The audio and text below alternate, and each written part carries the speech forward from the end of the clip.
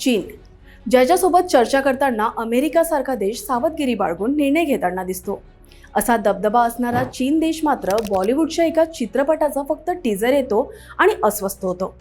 त्या विरोधात त्रागा करतो. होय, असं घडलंय. सलमान खानचं एका चित्रपटाच्या टीजर येताच त्यावर थेट चीनच्या सरकारी माध्यमांनी थैथयाट केलाय. काय आहे असं त्या चित्रपटात, का चीनचा तिळपापड झालाय, हेच जाणून घेणार आहोत आजच्या या व्हिडिओमध्ये.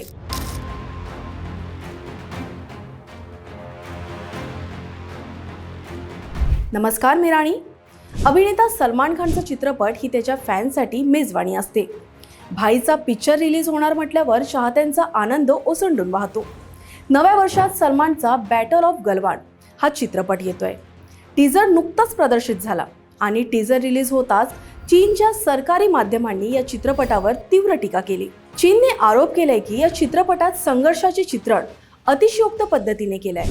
भारत चीन विरोधी भावना भडकवत आहे. बॅटल ऑफ गलवान हा केवळ चित्रपट नाही, तर भारतीय सैनिकाच्या बलिदानाची आठवण आहे आणि एक शहीद अधिकाऱ्याचा सन्मान आहे, ही चित्रपट निर्मात्यांनी स्पष्ट केलं आहे. 2020 मध्ये भारतीय आणि चीनी सैन्यातील संघर्ष झाला, त्यावर या चित्रपटाची कथा आधारित आहे.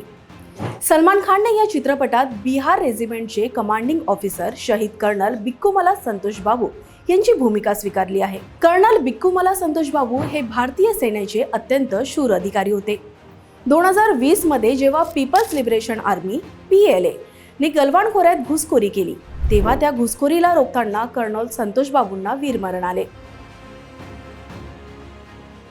भारतासाठी ते शौर्य, बलिदान, कर्तव्याचं प्रतीक आहे आणि हाच मुद्दा चीनला सर्वाधिक खटकतोय. गलवान खोरे म्हटलं की पूर्व लडाखमधला भारत चीन सीमेवरील अत्यंत संवेदनशील भाग. या भागात दोन्ही देशांमध्ये बंदुकांना वापरण्याचा करार आहे. 2020च्या संघर्षात दगड, काठ्या, लोखंडी रॉड यांचा वापर झाला. हा संघर्ष दोन्ही देशांसाठी अत्यंत गंभीर ठरला. जून 2020 मध्ये गलवान संघर्षाला सुरुवात झाली. त्यानंतर भारत चीन यांचे संबंध तणावपूर्ण झाले आणि यावरच बॅटल ऑफ गलवान हा चित्रपट तयार झाला आहे. बॅटल ऑफ गलवानचा टीजर रिलीज झाला आणि लगेचच ग्लोबल टाइम्स मधून चीनने टीका केली. म्हणजेच 5 वर्षांनंतरही गलवानचा मुद्दा चीनसाठी संपलेला नाही असं दिसून येत आहे. चीनचे सरकारी वृत्तपत्र ग्लोबल टाइम्स मध्ये प्रसिद्ध झालेल्या लेखात म्हटलं आहे की बॉलिवूड भावनिक आणि मनोरंजन केंद्री मांडणी करतं. इतकंच नाही तर शहीद कर्नल संतोष बाबू यांच्या शौर्यालाही तथाकथित निर्णायक भूमिका असं त्यांनी म्हटलं आहे. ग्लोबल टाइम्सच्या लेखात भारतावर गंभीर आरोप करण्यात आले आहेत.